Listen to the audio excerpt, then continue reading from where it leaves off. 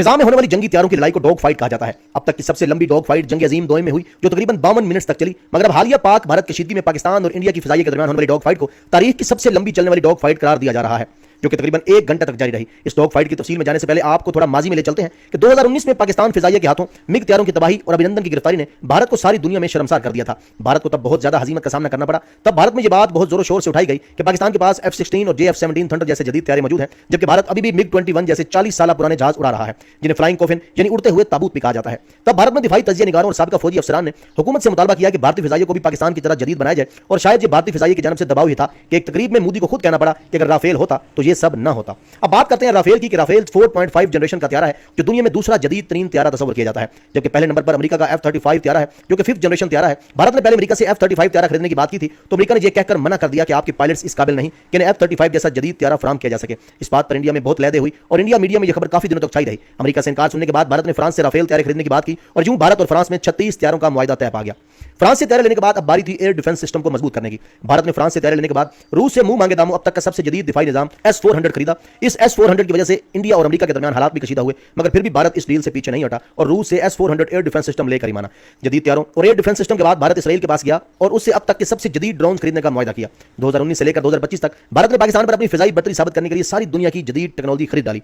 भारत ने पूरे 6 साल तक अपनी फिजाई को तैयार किया ताकि उस हजीमत का बदला लिया जा सके जो उसने 2019 में उठाई थी। जब भारत सब कुछ खरीद चुका तो अब बारी थी पाकिस्तान के साथ दो हाथ करने की और अपनी फिजाई बर्तरी पाकिस्तान पर साबित करने की, जबकि पाकिस्तान ने इस सारे अरसे में चीन से J-10C त्यारे और PL-15 मिसाइल खरीद लिए। अब आते हैं पाकिस्तान और भारत की फिजाई के दरमियान होने वाली सबसे लंबी डॉग फाइट की तरफ। भारत के तकरीबन 80 के करीब जंगी जहाजों ने पाकिस्तान की तरफ उड़ान भरी। पाकिस्तानी फिजाई ने चीन की मदद से PL-15 मिसाइलों को सैटेलाइट से कनेक्ट कर रखा था। PL-15 मिसाइल की रफ्तार आवाज की रफ्तार से 5 गुना ज्यादा है और यह 300 किलोमीटर दूर से अपने टारगेट को निशाना बना सकता है। यानी एक त्यारा जो कि फिजा में उड़ रहा है उसे यह मिसाइल 300 किलोमीटर दूर से निशाना बना सकता है और इस जहाज को यह समझने का मौका भी नहीं मिलेगा कि आखिर उसे निशाना बनाया कहां से जा रहा है। और यही कुछ भी भारत के साथ हुआ। पाकिस्तान ने जमीन से लेकर आसमान और फिर सैटेलाइट तक चीन की मदद से एक जाल बुन रखा है, जो भी इस जाल में फंसेगा वो जिंदा वापस नहीं जाएगा। और यही कुछ भारतीय त्यारों के साथ भी हुआ। पाकिस्तानी फिजाइयों ने घेर के अपने जाल में ले आई और PL-15 ने भारतीय जहाजों का टारगेट करना शुरू कर दिया। PL-15 मिसाइल 300 किलोमीटर दूर से आता था और भारतीय पायलट को तब पता चलता जब मिसाइल सिर्फ 50 किलोमीटर दूर रह जाता और PL-15 को 50 किलोमीटर का सफर तय करने में सिर्फ 8 सेकंड लगते हैं। तो 8 सेकंड में भारतीय पायलट्स क्या उखाड़ सकते थे? ना तो 8 सेकंड में त्यारा वापस मोड़ा जा सकता है और ना ही PL-15 मिसाइल से पीछा छुड़ाया जा सकता था। फिर वही हुआ जो होना था, यानी भारतीय त्यारे गिरकर तबाह होना शुरू हो गए।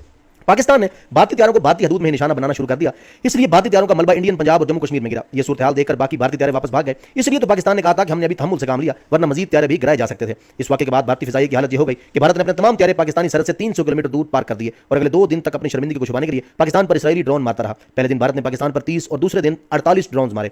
10 मई की सुबह फजर के बाद पाकिस्तान ने भारतीय मीडिया के मुताबिक भारत पर 600 ड्रोन और 100 मिसाइल दाग दिए। इन ड्रोन और मिसाइलों ने भारत को ऊपर से लेकर नीचे तक हिला के रख दिया। पाकिस्तान ने पाकिस्तानी सरहद के करीब भारत की तमाम एयर स्ट्रेस के जिन पर से जंगी जहाज उड़ान भरते थे सबको तबाह कर दिया। जम्मू कश्मीर में भारतीय फौज हेडक्वार्टर उड़ा दिया। उधमपुर में भारतीय मिसाइलों का जखीरा उड़ा दिया। पाकिस्तानी ड्रोन दिल्ली में जाकर गिरे। बात यहीं तक महदूद नहीं, पाकिस्तान ने भारत पर साइबर हमला करके एयरलाइंस का डाटा उड़ा दिया, ग्रेड स्टेशनों को गैर फाल कर दिया और ट्रेनों को जाम कर दिया। पाकिस्तान के हमलों की वजह पूरे भारत में पैनिक फैल गया। भारत में 140 करोड़ लोग रहते हैं, उनको संभालना भारत के लिए वबाल जहां बन चुका था। पाकिस्तानी हमलों की वजह से पूरी भारतीय फिजाइया डर कर छुप कर बैठ गई। नौबत यहां तक आ गई कि भारतीय फिजाइया को अंदेशा था कि अगर जहाज पाकिस्तानी सरहद के 200 किलोमीटर करीब भी गए तो PL-15 मिसाइल उन्हें निशाना बना लेगा। ड्रोन, मिसाइलों और साइबर हमलों के बाद भारत की हालत यह थी कि भारतीय फिजाइया कहीं नजर नहीं आ रही थी और भारतीय फौज की भी हालत पतली थी। सारा भारतीय आसमान पाकिस्तान फिजाइया के लिए खुला हुआ था। हमारे त्यारों ने बाद में भारत के अंदर घुसकर S-400 सिस्टम को भी बिल्कुल तबाह कर दिया। अगर पाकिस्तान चाहता तो अपनी फिजाई और जमीनी फौज के जरिए भारत के अंदर जहां तक मर्जी घुस सकता था और कश्मीर पर कब्जा भी कर सकता था। मगर तभी भारतीय फौज को हालात की संगीनी का अंदाजा हुआ और उन्होंने फौरन सुबह 10 बजे प्रेस कॉन्फ्रेंस करके कहा कि अगर पाकिस्तानी फौज अपनी पेशकदमी रोक दे तो हम भी मजीद कशीदगी नहीं चाहते। उसके बाद भारत ने CNN के साफी के मुताबिक दुबई, सऊदी अरेबिया और तुर्की के पांव पकड़े कि पाकिस्तान को रोको, हम जंगबंदी के लिए तैयार हैं।